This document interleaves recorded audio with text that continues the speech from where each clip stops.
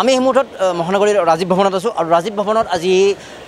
গৌৰৱ গগৈৰ ৰাজকীয় অভিষেক হ'ব সভাপতি হিচাপে আৰু অসম প্ৰদেশ কংগ্ৰেছৰ সভাপতি হিচাপে দায়িত্ব গ্ৰহণৰ বাবে ইতিমধ্যে তেওঁ যোৰহাটত উপনীত হৈ বিভিন্ন প্ৰান্ত ঘূৰি ৰাইজৰ লগত মত বিনিময় কৰি ৰাজীৱ ভৱনত উপনীত হ'ব আৰু ৰাজীৱ ভৱনত আনুষ্ঠানিকভাৱে আজি 2025 চনৰ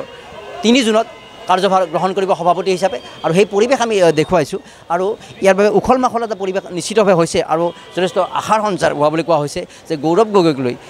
গগৈক লৈ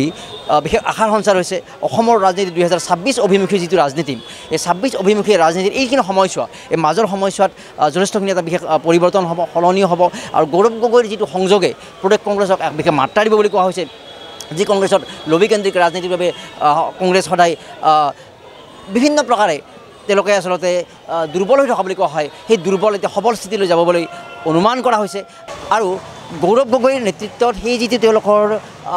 লবিকেন্দ্ৰিক ৰাজনীতি পৰাস্ত হ'ব আৰু পৰাস্ত হৈ এককভাৱে আৰু সংঘবদ্ধভাৱে আগবাঢ়ি 26 অভিমুখী ৰাজনীতিত বিজেপিৰ সন্মুখত এক বিশেষ প্ৰত্যাহ্বান হ'বলৈ সক্ষম হ'ব বুলি তেওঁলোকে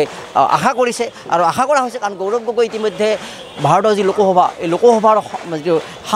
সাংসদ হিচাপে সংসদত যি বিৰোধীৰূপে ভাষণ দি আহিছে যুক্তি তৰ্কৰে তেওঁলোকে বিৰোধীসকলক পৰাস্ত কৰা শাসক পক্ষৰ সন্মুখত তেওঁ বিশেষ বক্তৃতা দিবলৈ চেষ্টা কৰি আহিছে ইয়াৰ জৰিয়তে এগৰাকী সবল নেতা হিচাপে নিজকে প্ৰতিস্থাপিত কৰিছে আৰু গৌৰৱ গগৈ এই যিটো লোকসভা সংসদৰ এই যিটো উদাত্ত ভাষণ এই উদাত্ত ভাষণে এগৰাকী সবল নেতা হিচাপে প্ৰতিষ্ঠা কৰাত সহায় কৰিছে আৰু আশা কৰা হৈছে আৰু AICCয়ে নিশ্চিতভাৱে তেওঁৰ এই যিটো দক্ষতা এই যিটো তেওঁৰ এটা ক্লিন ইমেজ এই বিষয়টোৰ কাৰণে এই পদত অধিষ্ঠিত কৰোৱা বুলি অনুমান কৰা হৈছে কিন্তু 10 ছেপ্টেম্বৰ কেন্দ্ৰিক যি এক বিষয় চলি আছে পাকিস্তান সংযোগৰ বিষয়টোৱে কিছু ধুৱলিবলৈ কৰিছে কিন্তু কংগ্ৰেছে দাবী কৰে গৌৰৱ গগৈয়ে দাবী কৰে যে 10 ছেপ্টেম্বৰত শাসক পক্ষৰ যি চিনেমা ফ্লপ হ'ব আৰু তেওঁলোকৰ এই ষড়যন্ত্ৰ ব্যৰ্থ হ'ব বুলি অনুমান কৰা হৈছে আৰু আশা কৰা হৈছে যে 26ৰ সন্মুখৰ এই যিটো ৰাজনীতি কংগ্ৰেছে এক বিশেষ শক্তি হিচাপে প্ৰতিপন্ন হৈ গৌৰৱ গগৈৰ নেতৃত্বত মূৰ দাঙি উঠিব বুলি সকলোৱে আশা প্ৰকাশ কৰিছে মহানগৰীৰ ৰাজীৱ ভৱনৰ পৰা ৱাজেদৰ সৈতে মৰম কুমাৰ ডেমক্ৰেচি লাইভ।